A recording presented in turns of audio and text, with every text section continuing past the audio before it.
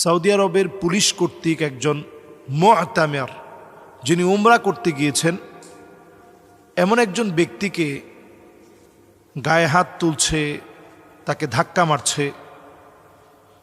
চরমভাবে এই দুরাচারের ব্যাপারে এই ভিডিওটি সারা বিশ্বময় ছড়িয়ে পড়েছে। আসলে সৌদি আরবে কখনো কখনো এই জাতীয় ভিডিও আমরা প্রায় সময় দেখি, যার কোনোরূপ প্রতিকার পরবর্তী সময়ে কি পদক্ষেপ নেওয়া হয়েছে সেগুলো আমাদের চোখে পড়ে না। এই জাতীয় ভিডিওগুলো আমাদের জন্য অনাকাঙ্ক্ষিত এবং অনেক বেশি দুঃখজনক। কাইফা তারুদ্দুন আল হুজ্জাজ, একজন হাজী সাহেবকে কি করে একজন সৌদি পুলিশ কি করে তার সাথে ভৎসনা করে, খারাপ ব্যবহার করে, খারাপ দুরাচার করে। কাইফা তাদরিবুনাহুম ওয়া হুম দুয়ুফুর রহমান, যারা আল্লাহর ঘরের মেহমান, যারা আল্লাহর মেহমান, তাদেরকে যারা ধমক দিয়ে কথা বলে অথবা খারাপ আচরণ করে, এটা সত্যিই মেনে নেওয়া যায় না। তবে এক্ষেত্রে একটা বিষয় বলে রাখা অত্যন্ত জরুরি। এমন কিছু জায়গা আছে যে জায়গাগুলোতে অনেক সময় দেখবেন দাঁড়ানোর কারণে অন্যান্য মানুষের নামাজের বিঘ্ন ঘটবে, অথবা এই পথটা বন্ধ করে দিলে অনেক মানুষ হয়তো নামাজ পড়তে পারবে না। এই কষ্টসাধ্য হওয়ার কারণে অত্যন্ত নিয়মতান্ত্রিকভাবে সৌদিতে এই বিষয়টাকে মেনটেন করা হয়। মাক্কাতুল মুকাররমা অথবা মাদিনাতুল মুনাওয়ারায় আপনারা যখনই যাবেন তখন দেখবেন যে মদিনায় এই বিষয়টি একটু কম হয়, যেহেতু স্পেসটা অনেক বড় এবং স্পেসের তুলনায় সেই জায়গায় মোটামুটি প্রবেশদ্বারটা একত্রে হওয়ার কারণে খুবই সহজে সেখানে নামাজ পড়া যায় এবং নির্দিষ্ট কিছু জায়গা ছাড়া তেমন বেশি বাধা বিপত্তির সম্মুখীন হতে হয় না। মাক্কাতুল মুকাররমায় প্রবেশদ্বার অনেকগুলো হওয়াতে যখন আপনি বিভিন্ন জায়গা থেকে বিভিন্ন প্রবেশদ্বার দিয়ে যখন প্রবেশ করবেন, নির্দিষ্ট সময়ে নামাজের আগ মুহূর্তে অনেকটা জায়গা বন্ধ করে দেওয়া হয়, যাতে করে এখানে বিশৃঙ্খলা সৃষ্টি না হয় এবং যেন বের হওয়ার পথটা যেন ঠিক থাকে। তো কখনো কখনো এমনটা হয় যে নিয়মটা যদি তারা একটু কঠিনভাবে না পালন করে তাহলে আমাদেরই বরং ভোগান্তি বেশি হবে। কিন্তু এই ভোগান্তি বেশি হওয়া অথবা না হওয়া, এটার চাইতে বড় বিষয় হচ্ছে আপনি কোনো হাজী সাহেবের গায়ে আপনি আঘাত করতে পারেন না। আপনি তাকে বোঝানোর চেষ্টা করেন, প্রয়োজনে আপনি পিঠে হাত দিয়ে, সেটা যেন কোনো আপত্তিকর ভিডিও না হয়। মানুষ অন্তত আপনাদের কাছ থেকে এটা আশা করে না।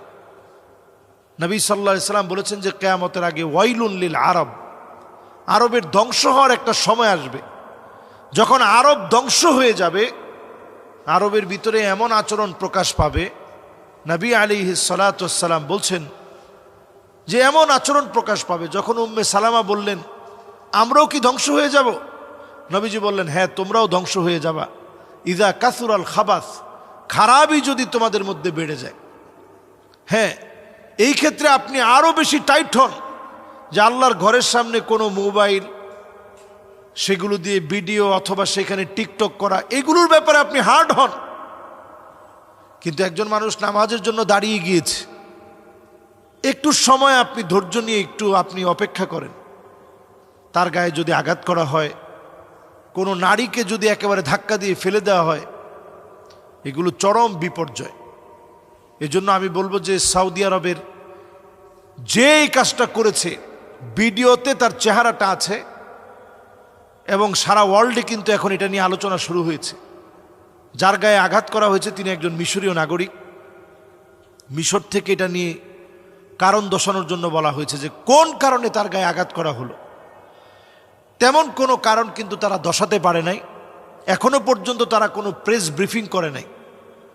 তো এই জাতীয় ঘটনাগুলো কিন্তু বিভিন্ন সময় ঘটে থাকে, এমনকি আমাদের সঙ্গেও বিভিন্ন সময়।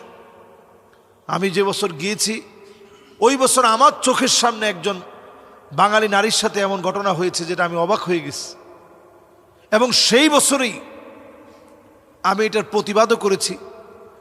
তো প্রতিবাদ করার মুখে আমি দেখেছি যে যথেষ্ট বিচার হয়েছে। যদিও এই বিচারগুলো অনেক সময় চোখের সামনে না আসার কারণে আমরা মনে করি যে তারা এরকম উদ্ধত্তপূর্ণ আচরণ করার পরে তাদের মনে হয় কিছুই হয় না। আসলে তাদেরও শাস্তি হয়। এই শাস্তিগুলো প্রকাশ্যে আনা দরকার, কারণ যারা দুয়ুফুর রহমান, আল্লাহর যারা মেহমান, তাদেরকে আপনি সম্মান করার দ্বারাই তো সৌদি আরব আজকের এই জায়গায় পৌঁছিয়েছে। সৌদি আরবে তেমন কিছুই ছিল না, সৌদি আরবে খাবার ছিল না, কিছুই ছিল না। আল্লাহর ঘর দিয়ে আল্লাহ তাআলা তাদেরকে সম্মানিত করেছেন, শ্রেষ্ঠত্ব দিয়েছেন। এই জন্যই তো আমরা সেখানে ছুটে যাই। কাজে আমরা এই ঘরের অসম্মান হয় এমন কোনো কথা বলবো না। এই ঘরের সাথে সংশ্লিষ্ট ব্যক্তিবর্গ তারাও যেন সজাগ থাকে, এই দৃষ্টি আকর্ষণের জন্য বিষয়টি বলে রাখছি। অনেকে এটা দেখার পরে কষ্ট পাবেন। এরকম একজন ব্যক্তির ব্যবহার দিয়ে সৌদি আরবকে মাপা যায় না, অথবা পুরা মাক্কাতুল মুকাররমাকে মাপা যায় না, মদিনাতুল মুনাওয়ারাকে মাপা যায় না। এই জায়গা আল্লাহর কাছে অত্যন্ত বরকতের জায়গা। এখানে যারা বেয়াদবি করেছে তাদের শাস্তি একেবারে নিশ্চিত। এজন্য আমরা অন্তত এই জায়গায় আদব রক্ষা করার চেষ্টা করি। আল্লাহ আমাদেরকে বোঝার তৌফিক দান করুক। আসসালামু আলাইকুম ওয়া রাহমাতুল্লাহি ওয়া বারাকাতুহু। আপনারা একটা বিষয় প্রত্যেকে জানেন, জেনে নিশ্চয়ই মর্মাহত হয়েছেন। ডক্টর জাকির নায়েক তিনি বাংলাদেশে আসার জন্য আমন্ত্রণ জানিয়েছিল। বাংলাদেশের প্রোগ্রাম অর্গানাইজার ছিলেন ইপার্ক ইভেন্টস। ইপার্ক ইভেন্টস ম্যানেজমেন্টের পক্ষ থেকে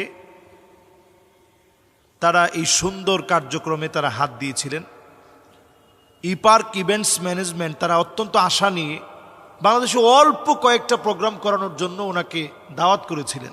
বিভাগ ওয়াইজ হয়তো কয়েকটা প্রোগ্রাম হতো, এবং তারা কিন্তু ফাইনালি কোনো কথা জাতির সামনে খুব অ্যালাউ করে অথবা খুব হাইলাইটস করে নিজেদেরকে প্রচার করবেন, ইপার্ক ইভেন্টস ম্যানেজমেন্ট এই কাজটা কিন্তু করে নাই। তারা কিন্তু পারত, যখন থেকে দাওয়াত দিয়েছে বিশাল করে তাদের নিজেদের প্রচার প্রচারণা এগুলাতে তারা মত্ত হয়ে যেতে পারত এবং ব্যস্ত থাকতে পারত। সেটা তারা না করে বরং তারা চেষ্টা করেছে যে একজন দায়ী আসবে, তাকে কিভাবে সুন্দরভাবে বাংলাদেশে ওয়েলকাম করা যায়। কিন্তু আমরা দেখেছি নানাভাবে কতজন আসলো, কোনো বাধা নাই। একজন দায়ী ইলাল্লাহ উনি আসতে পারলো না, শুধুমাত্র বাংলাদেশে এই কথা বলা হলো যে উনি আসলে পরে ওনাকে সিকিউরিটি দেওয়া যাবে না। এই সিকিউরিটির বিভিন্ন দিক দেখিয়ে ওনাকে কিন্তু আসতে দেওয়া হলো না। আমরা এতে মর্মাহত হয়েছি। ডক্টর ইউনূস সরকারের কাছে আমরা এমনটা আশা করিনি। আমরা আশা করেছিলাম যে বাংলাদেশের আমলে একটা পরিবর্তন হবে, মানুষের ভিতরে একটা একটা জাগরণ তৈরি হবে, কিন্তু আমরা সেটা আমরা পাইনি। আসলে এটা বড় একটা জুলম, এটা এত বড় একটা জুলম যেখানে নায়ক নায়িকা গায়ক গায়িকা আসলে কোনো বাধা হয় না, যেখানে পর্ন স্টার পর্যন্ত বাংলাদেশে আসে কোনো সমস্যা হয় না, কিন্তু সেখানে বাংলাদেশের ডক্টর জাকির নায়েকের মতো এমন একজন ব্যক্তি যিনি অগণন পৃথিবীর মানুষের কাছে প্রিয় একজন মানুষ, কম্পারেটিভ রিলিজিয়ানের উপরে সবচেয়ে বেশি দক্ষ যিনি, এত চমৎকার কথাগুলো তিনি বলেন যেগুলো আসলে সচরাচর চিন্তা করা যায় না। এবং আল আজহার বিশ্ববিদ্যালয়ে আমি যখন ছাত্র ছিলাম সেই ছাত্র জীবনের স্মৃতিগুলো এখনো আছে। আল আজহার বিশ্ববিদ্যালয়ে তিনি যখন গিয়েছিলেন তিনি কোনো সংঘাত তৈরি করেননি, বরং মুসলমানদের এমন হিম্মত বাড়িয়ে তুলেছিলেন। সেখানে তিনি কথা বলতে গিয়ে বলেছেন যে একজন হিন্দু ভাই মনে করে গাছ মাছ একটা বানর একটা গাভী পর্যন্ত স্রষ্টা, আর আমরা মনে করি স্রষ্টার। তাহলে আমাদের মাঝে আর হিন্দুদের মধ্যে মূল পার্থক্যটা হচ্ছে এই যে একটা শুধু ব শূন্য র, ইংরেজিতে বলে অ্যাপোস্ট্রোফ্যাস, আরবিতে বলে ইদাফা।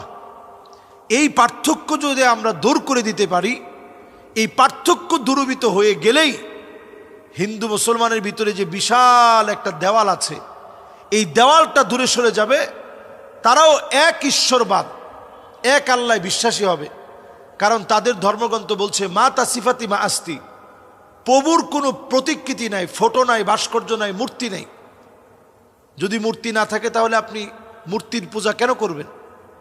এই চমৎকার কথাগুলো যিনি তুলে তুলে ধরেন, আমাদের দেশে আসলে অনেক বড় উপকার হতো।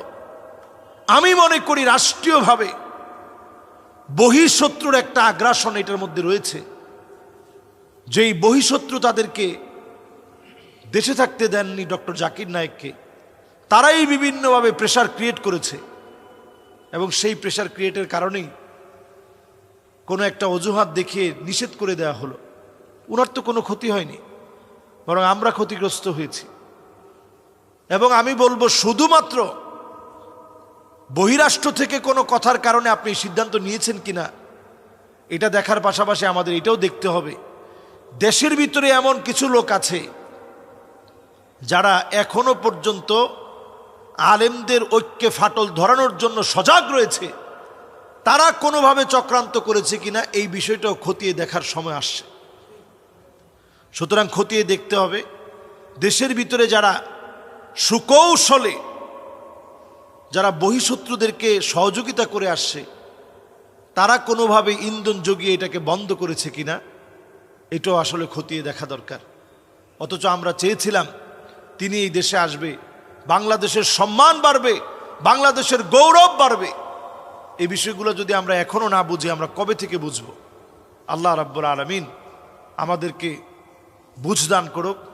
এই দেশটাকে আলেম ওলামার দেশ হিসাবে, দ্বিতীয় বৃহত্তর মুসলিম দেশ হিসাবে এই দেশকে আল্লাহ তাআলা পুনর্গঠিত করুক।